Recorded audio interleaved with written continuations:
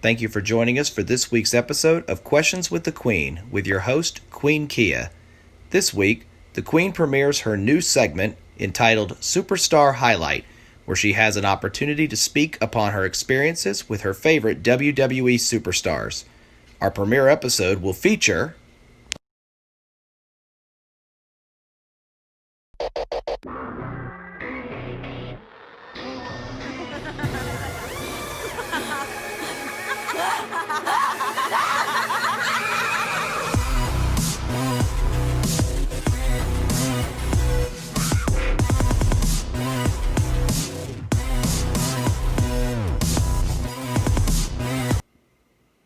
Good afternoon, everybody. Thank you for joining me today with Questions with the Queen. As you can clearly see, we're doing a Nikki Cross edition.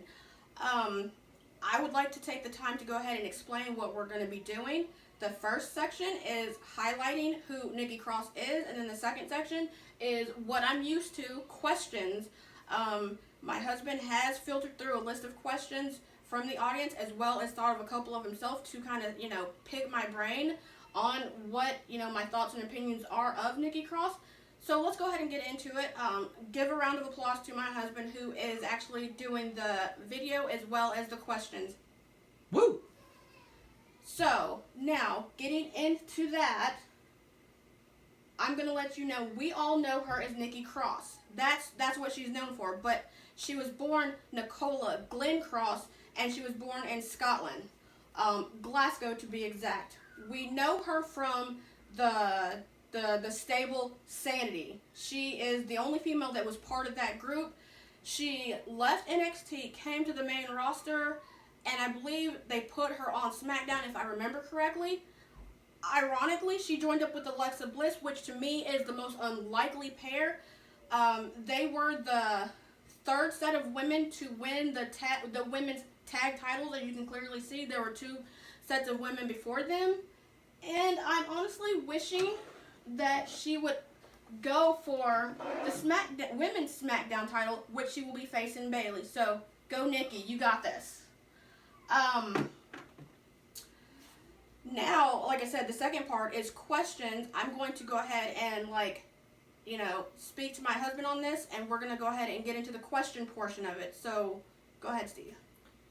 You're trying to filter down through a lot of questions, that you get in each week, but trying to keep it to the theme of Nikki Cross, who, as you mentioned already, tomorrow will be going for the SmackDown Women's Championship in an attempt to try to win her first singles title since joining WWE. So the first question we have does come from her days of SAnitY. As the only female member of that particular group, do you believe that actually ended up helping her to establish herself as her own, special brand of crazy? Or do you think that ultimately she always considered herself to be more of a team person than she was necessarily an individual? I believe, if you look at it from both perspectives, I believe it helped her individually as well as with her stablemates. It was a good thing, in my opinion, that there was, three other people, including her. So her being the only female kind of put all eyes on her. I mean, we knew of the other three, but as the only female, it put eyes on her to kind of set herself up for doing her own thing as far as coming out, laughing hysterically, causing chaos. Because, again, that's what SAnitY is known for. That's what Nikki is known for. But, I think, yes, it did help her to develop her own way of, or her own style of doing things as a wrestler in the ring and out of the ring. So she just brought energy to that group, and honestly, she has brought energy to her in-ring work and her being able to speak on the mic, in my opinion. During her time in NXT, she had an opportunity, and probably the best match she had in NXT, a last woman standing match against Asuka, which ended up being Asuka's final title defense before she surrendered the title. But Nikki very much putting Asuka to her limit. At some point during the match, suplexing Asuka through the announce table. Yes, she did. So Nikki at that point, I really think, kind of established herself. Is there one particular match besides that one that really just kind of rings to mind when you think Nikki Cross? I can't say that. I mean, that one particular match I absolutely loved. I love the fact that she actually got to do that one on her own with no help from her stablemates from SAnitY. But looking at every Nikki Cross match, that would be the one that would ring to me. Outside of them winning, outside of her and Alexa teaming up, like I said, again, it's an unlikely duo or tag to see together. But that match, as well as the first time they won the tag matches, that's what really calls out to me when I think of Nikki. You know, she's a team player, if you ask me, but at the same time, she can kind of go off and do her own thing when she needs to. Which, again, she will be doing that when she goes up against Bayley this weekend. Now, you recently had an opportunity, and we went very public on our Instagram about the fact that you got a chance to talk with Nikki Cross as well as her husband, Killian Dain. Mm-hmm. You know, and her personality was one that I think was very surprising to us because the Nikki Cross that we see on TV in the, you know, Nicola that you see that we spoke with are very similar. You know, they have a very similar energy level, a very similar type of mindset. Was that in all surprising to you, or did you expect that you'd see a totally different person? What was your opinion of it?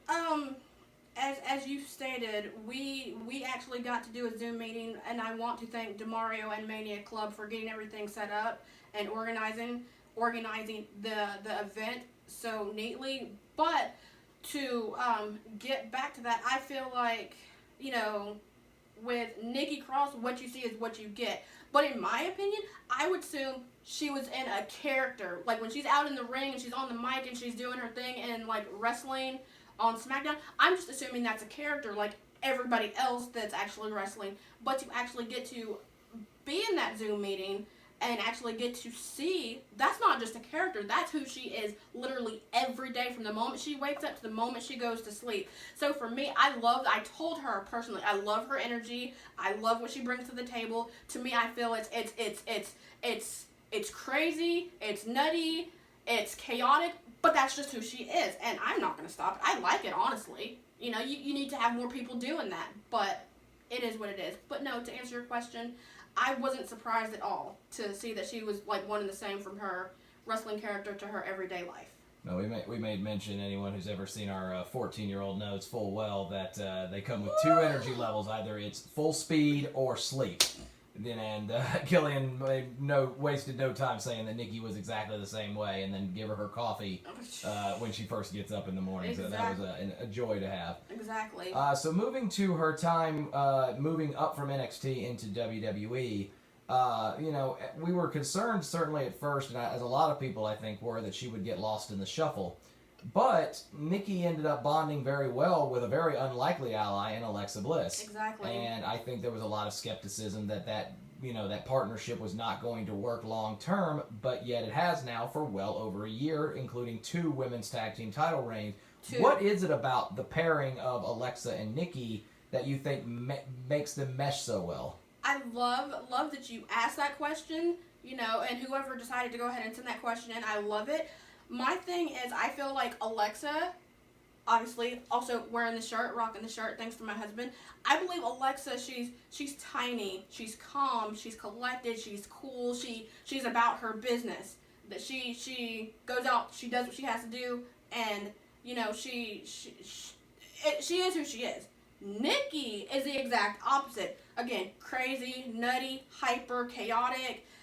And the fact that you see those two work so well together, it's great, because you have Alexa, who's one way, and then you have Nikki, who's another way. But they always say opposites attract, and they're clearly proven that. And you know, their friendship, their tag team, their relationship, pretty much across the board. I would have expected Alexa to turn on her, but honestly, it's a first for everything, and Alexa hasn't.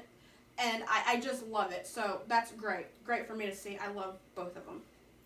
Now, in your opinion, staying with the theme of Alexa, one question we have, how do you think Nikki's time working with someone like Alexa Bliss has improved Nikki in terms of her time on the main roster, especially they're making specifically on her mic work?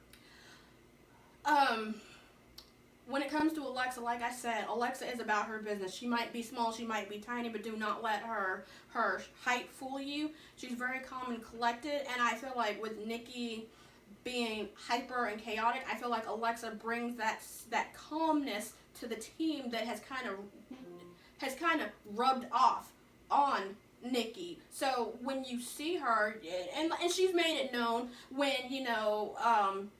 she was being made fun of by the Iconics, saying that, she's not good on the mic and so forth and so on, and, they just kept referencing Alexa as being the one who's doing all the work and everything else. She stepped up and she made her voice known by saying, I'm here, we work together, we're a tag, we're best friends. I feel like seeing that made me actually see who she really is, and the fact that she's not willing to be a pushover, she's not willing to be taken for granted, and she is willing to work with her team member, her teammate, and getting her thoughts across no matter who she's fighting or who they are fighting against. One person who is a regular here in our chats wants to know if Nikki Cross and Landon, our 14-year-old, were to run a 1 mile race against each other, who's getting to the end first? Oh my God, I would say, I think that'd be a dead tie, like dead even, like to the nose. Again, Landon is a male version of her, and she is a female version of him. I think it would be just nose to nose. I'm sorry, I can't even really answer that one. The one thing we know for absolutely certain, neither of them would be tired at the end of it. No, they have all this freaking energy. They'd keep running after the mile's over. Like, they wouldn't break a sweat. They have all this energy. Now, meanwhile, me in the back, I'm tired, probably passed out somewhere, and they still going. But, I don't know. That'd be fun to see, honestly. So moving into our last question for this particular Superstar highlight. And more of these are coming, by the way. So for those of you who want to have Kia, the Queen, speak about a particular reference superstar, throw in who do you want to see? Who do you want to see her talk about? But of course, tomorrow she'll be competing for her first main roster singles title as she competes against the role model Bayley for the Smackdown Women's Championship.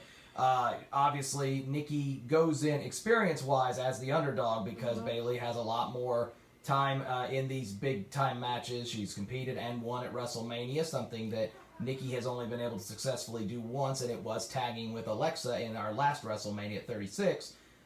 So Nikki goes in, certainly a fan favorite, but also at the same time going to be kind of up against the odds. What does Nikki need to do to win the championship tomorrow? You're not giving your pick. That's for Top Rope spoilers later, but what does she need to do to win? I believe, and if you know me and you know my husband, I am a big fan favorite of the underdog. Doesn't matter if it's a man or a woman.